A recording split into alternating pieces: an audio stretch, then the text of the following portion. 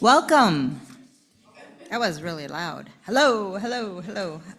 My name is Wendy Stephenson. I'm co-chair of the Environmental Action Team. Thank you all for being here. We have Jim Lazar here today. It's our great honor to have Jim Lazar here. He is active in Citizen Climate Lobby and Olympia Indivisible. He is here today representing Olympia Indivisible. He's going to be talking about initiatives 2117 and 2066, which are anti-environmental initiatives.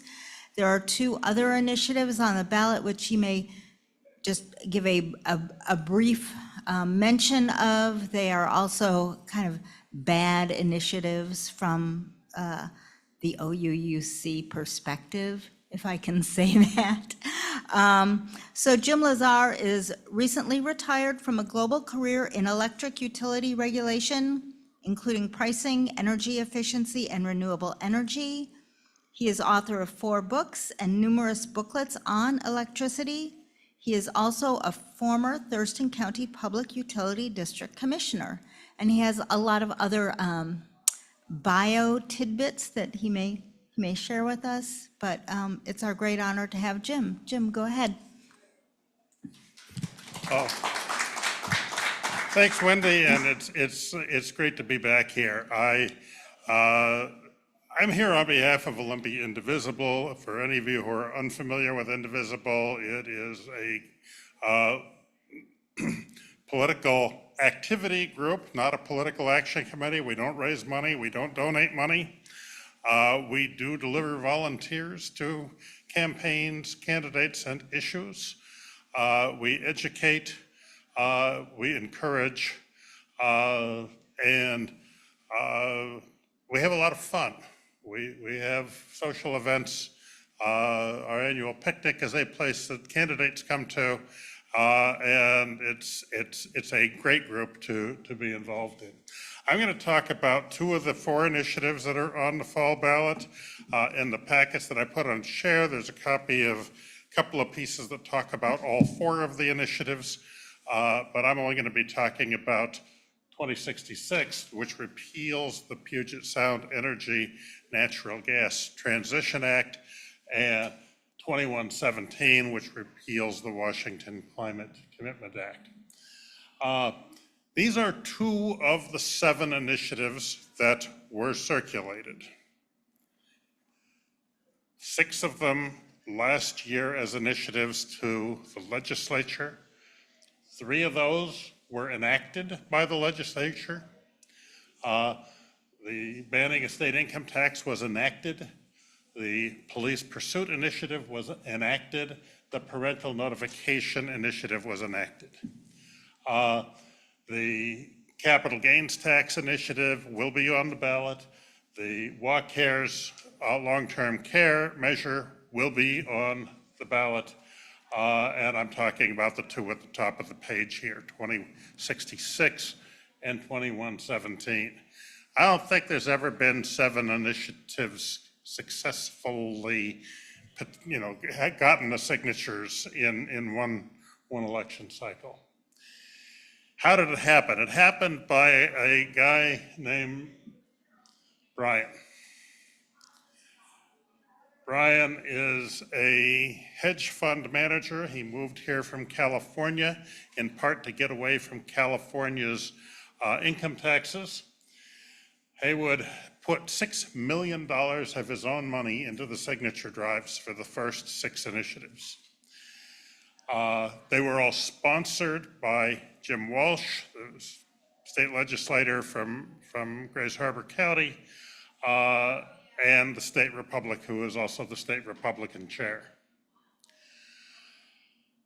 2066 is funded a little differently. The Building Industry Association of Washington and their friends, the residential home builders, put up the money to gather the signatures for that as an initiative to the people. That signature drive happened in April, May, and June of this year.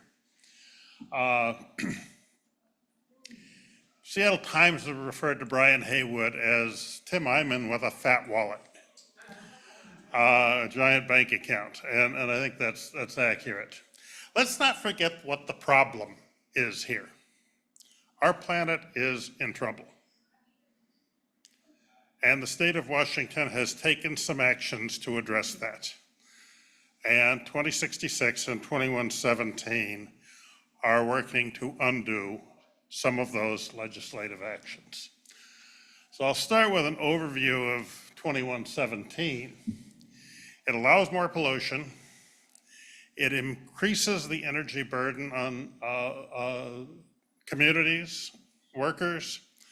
It ends funding for public investments in a whole bunch of good stuff: energy efficiency, renewable energy, forest and fire mitigation, public transportation, high capacity transportation, state ferry system, fish habitat. I'll show an example of that. It does this by repealing the State Climate Commitment Act, which passed a few years ago, took effect in January of 2023. And it's one of the key elements of our state's plan to achieve the climate goals that the legislature has set for us to get to a net zero economy by 2050. It puts a fee on carbon pollution. If you emit or cause to be emitted 25,000 tons or more of carbon pollution, it can either be carbon dioxide or it can be the equivalent in other pollutants like refrigerants. You have to buy permits for those emissions. So far, it's generated by now almost $2 billion in revenue to be invested in the good things that offset it.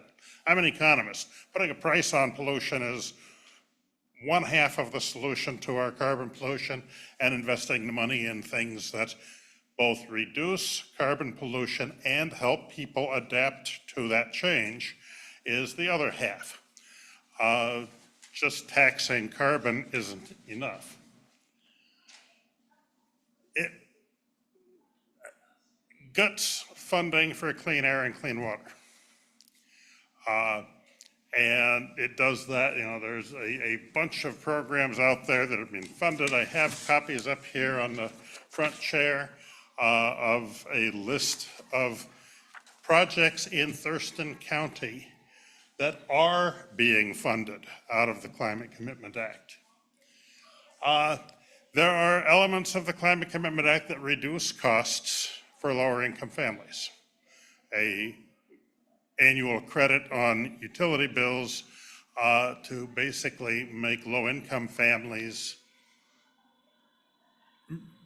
cost neutral on their home energy bills, for example.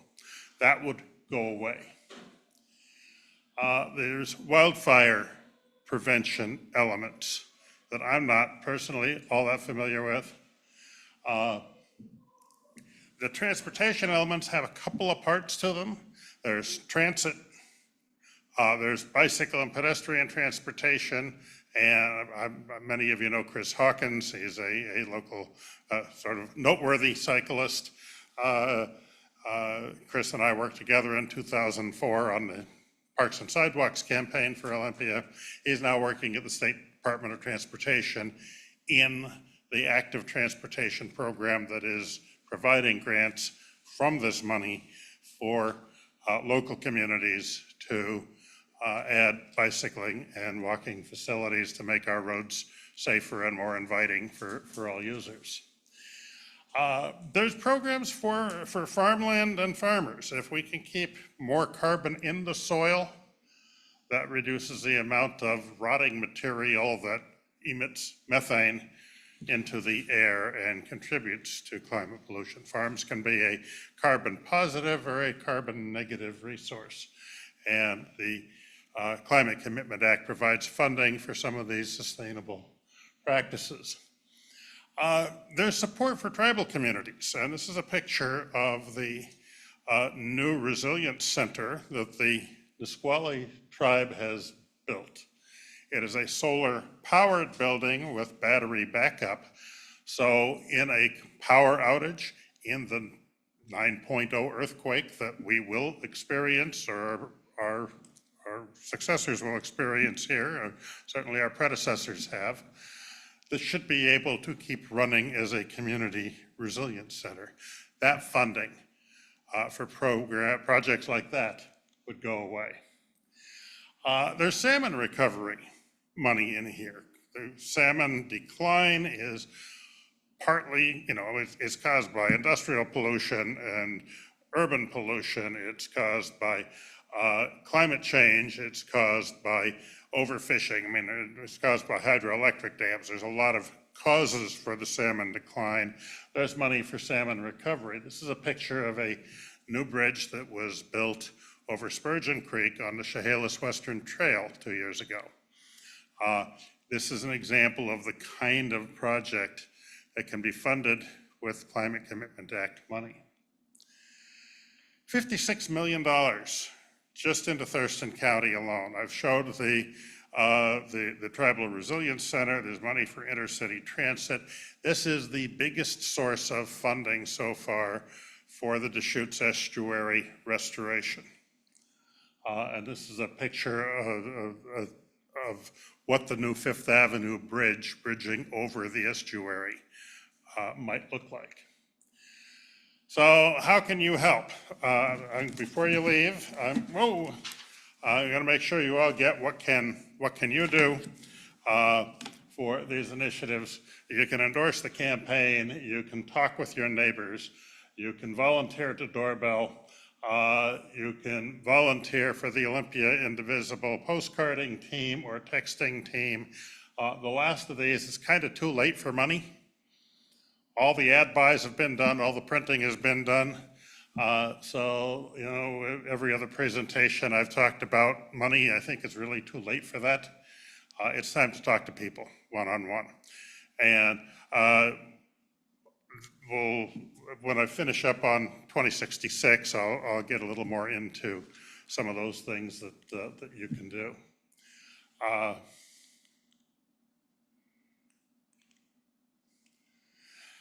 So you have probably seen some of the opposition's ads. They come from a couple of different campaigns on the impact on gasoline prices. And this is their graphic in which they show that the price of gasoline increased 50 cents a gallon and diesel fuel 62 cents a gallon. That's a bit of an exaggeration. That was perhaps defensible at a moment in time when they produced the ad. But while the official campaign position is there is no guarantee that passage of 2117 would reduce gasoline prices. That's true. There's no guarantee. Currently, I believe the oil companies are flowing through the cap and invest carbon fee in gasoline prices. This graphic shows what gasoline prices were. Red is Idaho, and blue and green are Washington. Blue is Washington. Prior to January of last year, Washington and Oregon gasoline prices were almost identical. Immediately in January of 2023, Washington gasoline prices became higher than Oregon. The campaign wants me to say there's no guarantee that gas prices will come down. I'm an energy economist. I worked in this field for a career. I can't say only that. It's true, there's no guarantee gas prices will go down, but they sure as heck did go up when it took effect. And if in fact the four major refineries are competing with one another, it would probably go back down.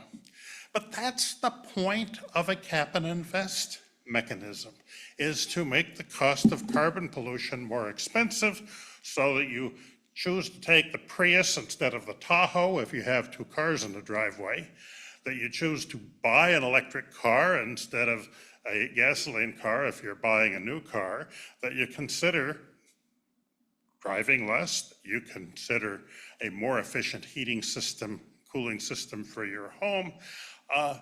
And, that you make changes to minimize the impact on you. So I have just deviated from the script that the No on 2117 campaign wants me to give you.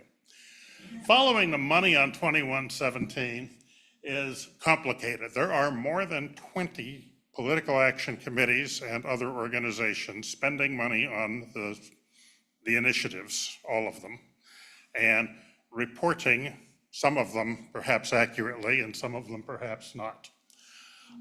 There are 2 umbrella organizations that are working on all of the initiatives. The pro organization is Let's Go Washington. They've raised $6 million this year. The umbrella anti-organizations are Defend Washington, whose brochure you have in your packet, and Stop Grade, whose signs I have up here at the front of the room. And Defend Washington has raised nearly $4 million. The big one is the No on 2117 campaign. It has raised over $14 million to oppose this initiative. They're helped out by the Green Jobs PAC, which so far is British BP and Microsoft have each donated to the Green Jobs PAC, a couple of $1 million for one and $1 million for the other.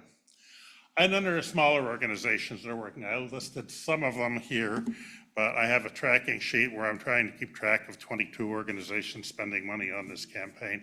And there are some, including one that I head up, Citizens for Integrity in Government, which falls under the mini reporting.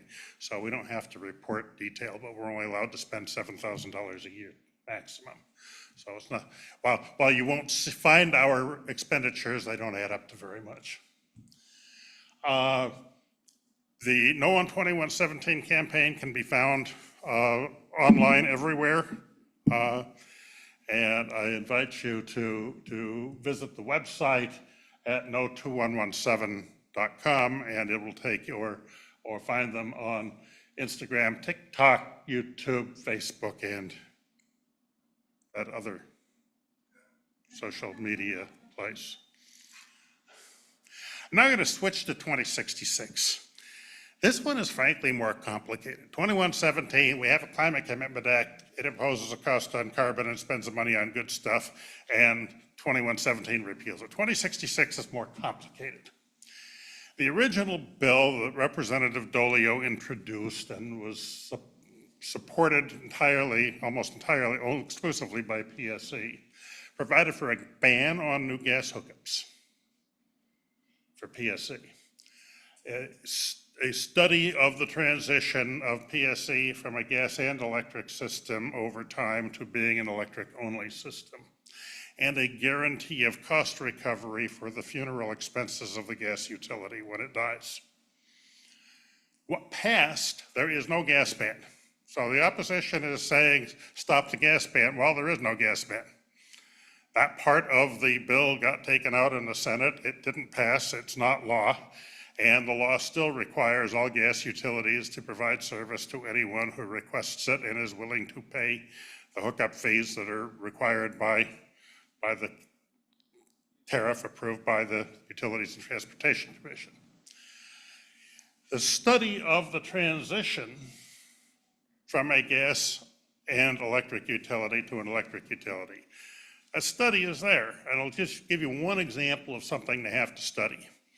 If a gas main pipe running through a neighborhood is leaking, that's a big deal. Methane leaks are really bad for climate, but they're also dangerous. So PSC in the old world would just go up and dig up the street and put in a new gas pipe and put the costs in the rates. Now they have to study whether it would be cheaper to convert all those houses to electricity before they dig up the street and do the right thing. As passed, it provides a process for PSE to seek cost recovery of the funeral expenses of the gas system if and when it dies, but not a guarantee of that cost recovery. Big difference that the Utilities and Transportation Commission can decide whether or not They should. And for PSC, this is kind of a big deal because PSC sells electricity in Bellingham and Mount Vernon, Skagit and Whatcom County and Bremerton and in Kitsap County, where they don't sell gas. And Cascade is the gas company in those places. But they sell gas in Seattle and Tacoma and Snohomish County where they don't sell electricity. And so there was a kind of a little equity issue here that the people in Bremerton and Bellingham were going to wind up paying the funeral expenses for the gas system in Seattle, where the city of Seattle is fairly actively trying to put the gas industry out of business. And that's now left up to the commission. And Jeff Goltz is here. He can talk more about the role of the commission if people want to stay until dinner time. But there is no gas ban. And that's the key thing, that it's a study bill. But 2066 does much more. 2066 bans cities, counties, or the State Building Code Council from adopting any building codes that discriminate against natural gas. If you prefer me to call it fossil gas or methane. Methane is probably the technical term that I should use, and I've seen others start getting better at just saying methane. But that's a big deal. That's a loss of local control. And fire departments have to be trained to fight gas fires. If you have new expansion areas of a city, if there's no gas there, the fire station serving it doesn't have to have the equipment to fight natural gas fires. So the cities actually have a financial interest in having this local authority.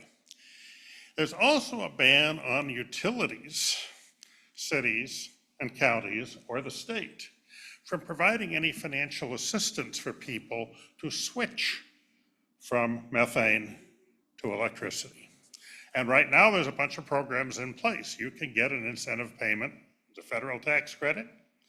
There's a utility incentive, and in the city of Olympia, there's a city incentive through the Energize Olympia program to convert from either heating oil or propane or methane to an efficient electric heat pump. The initiative bans those incentives for fuel choice. So that's entirely separate from repealing the legislation that passed. Now, what's interesting is the part of the bill that PSC really cared about was the mechanism to recover the funeral expenses of the gas company if and when it dies. This initiative does not touch that part of the law. The builders I assume, talked with PSC in advance and said, what parts of this law do you really care about? And they say, well, it's the coverage for the funeral expenses. So the builder said, well, we're not going to mess with you on that. I'm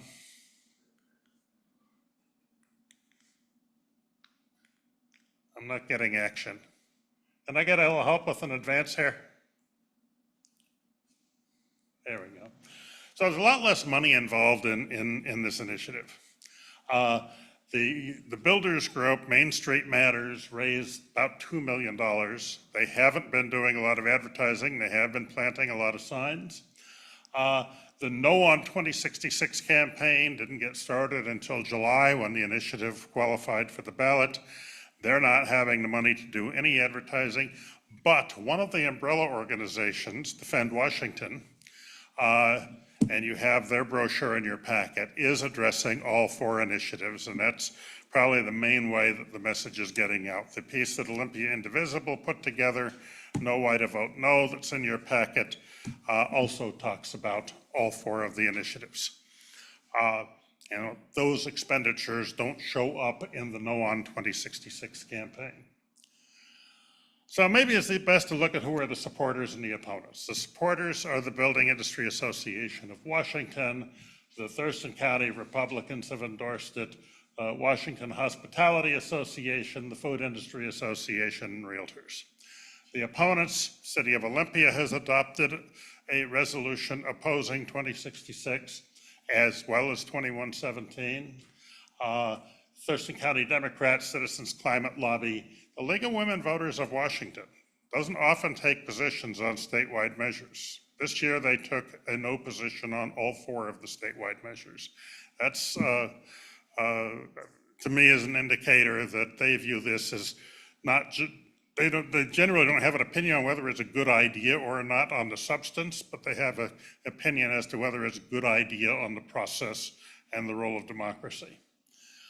Physicians for Social Responsibility has been an active supporter of reducing gas use inside homes and in particular the health hazards of gas ranges.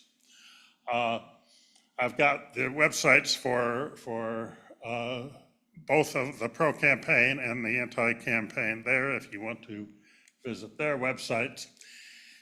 These initiatives are really of national and international significance. If Washington backs down on climate action, other states will not step up. Our Climate Commitment Act is the most aggressive climate program in the US. California was in first and we passed them with the Climate Commitment Act. If the US backs down, nations that are lagging aren't going to step up.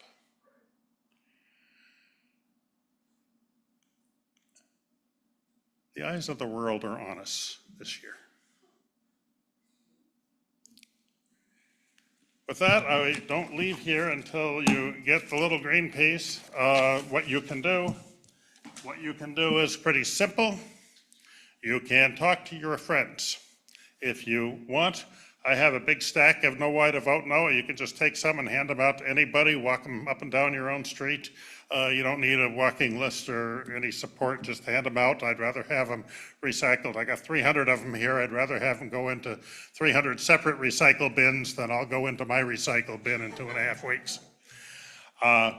If you're willing to walk what we call a turf, a portion of a precinct, a neighborhood of 30 to 50 houses, we have 9 pieces of turf left that have been cut for us for Olympia Indivisible by the No on 2117 campaign. I've got my email address on there or my phone number, and I can set you up with turf. We use a little piece of software called Minivan, which goes on your phone and tells you what addresses to go to. Or you can cheat and just take the map and go to every house in that area until you run out and call it good. Olympia Indivisible has a texting, phone calling, and I think our postcarding is probably about wrapped up because the ballots, I got my ballot.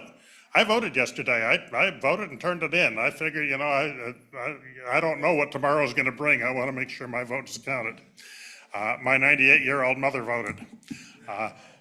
Jimmy Carter voted at 100. And he didn't wait around till November 5th to vote. He's got it figured out that he wanted to get it done before it was too late. And that's the final thing you can do. Voting prevents unwanted presidencies. Sure. So we're going to get into questions. Wendy's going to run the microphone around. I want you to use the microphone because I remembered all my paper, but I forgot my hearing aids. So I knew I'd forget something today. You had a slide up that showed who the supporters and the opponents of 2066 were. And I noticed it was our county and our city, but no other place or other groups in the rest of the state. Is there a reason for that? So 2117 has 5, let me answer both the question you didn't ask and the one you did. Okay. 2117 has been around since the beginning of the year. We've known it was going to be on the ballot, and there are 500 organizations opposing it, including everybody I've ever written a check to except the power company. And 2066 came up late. There are not many groups supporting it. There are not many groups aware of it, and there are not that many opposing it. There are quite a few that have. Thurston County Democrats, Thurston Democratic Women, 22nd legislative districts all approved resolutions opposing it. The Northwest Energy Coalition, there are a bunch of the national and statewide environmental organizations have opposed it. You can visit the no site and see who has endorsed the no that's beyond this. In case of 2117, it's passed five. Jay Inslee was at the Olympia Center to launch us on doorbelling yesterday, and they reported they had passed the 500 organization mark on endorsements for the No on 2117 campaign. They've raised No on 2117 has raised $15 million. No on 2066 has raised $166,000. So their campaign is much more rudimentary. The question really is, are local organizations in other counties, local cities, local county Democrats, et cetera, that's not just in Thurston County that's happening. No, I am only listing the ones that are here. I know, I haven't followed all of the endorsements. I know the city of Vancouver endorsed a no position. And the Olympia City Council is holding a public hearing on Tuesday night at 6 on whether to take an endorsement position on the other two initiatives, 2109 and 2124. The capital gains tax repeal and the long-term care program defunding. But that's next Tuesday. Yeah. Jim, thanks for being here. It's been great. With 2117, is there a potential issue if there is an impact on gas prices, of it being more impactful on low-income folks than those that can afford a Prius, et cetera? As written, there is relief for electricity bills and for natural gas bills for low-income persons, but not for transportation fuels. What there is support for transit. For the state has a $9,000 incentive available for lower income families to buy an electric vehicle. That's coming out of the Climate Commitment Act money. And so, but there's not currently a gasoline price relief Process somehow, yeah. on the books. Okay, thank you.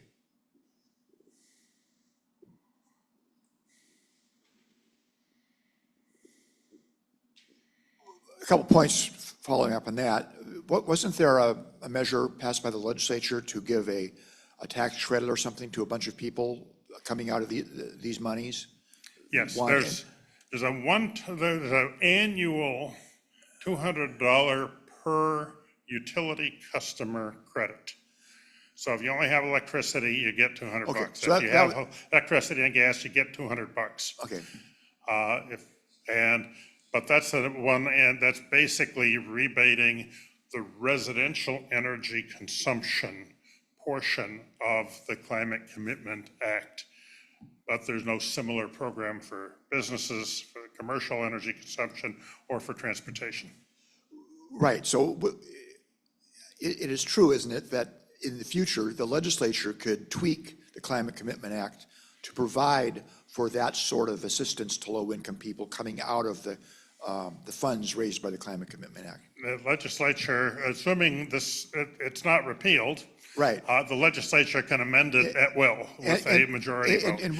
And economists will also say, I assume, that you still want to maintain the price signal on gasoline even for low-income people. Yeah, I'm an economist who's spent, 30 years talking about carbon taxes of various kinds and pollution taxes of various kinds. The idea is that you tax bads and use the money to fund goods. And I'm not a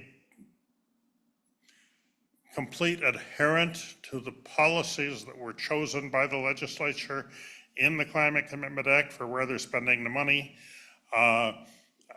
But that's the nature of the political process.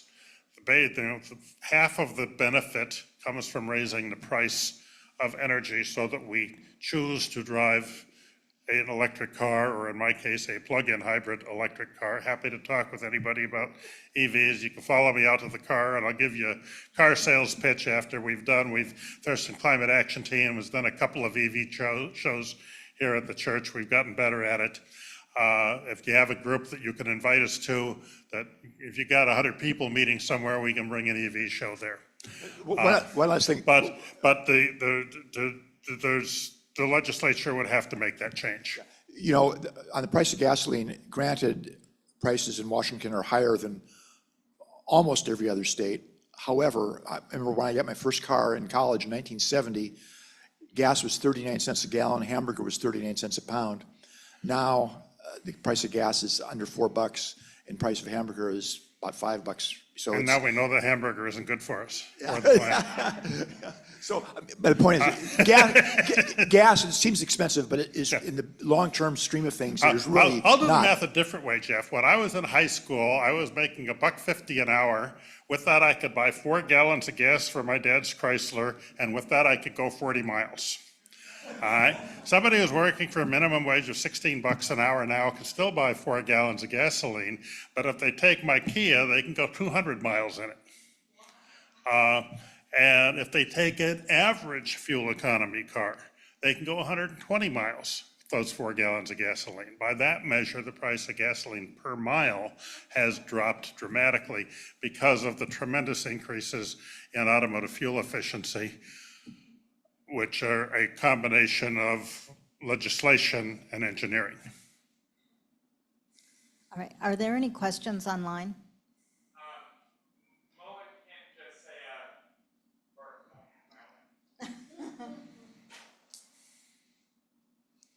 Moen. Hello? All right, here we go. Moen can't say no on all 4. Thank you, Jim. So I do have a couple of signs up front here, window size signs, or tape them on your car and park it somewhere visible. I have some of the No on 2066 literature. I didn't print enough of that. They don't supply it, and I didn't print enough to put it in your packet. I've got the list of the projects that are funded in Thurston County. I made a couple dozen of those, so it actually is enough for everybody. And don't leave here without my know what you can do. All right, And I'll be here until it's time to go. all right. Are there any other questions? All right, thank you.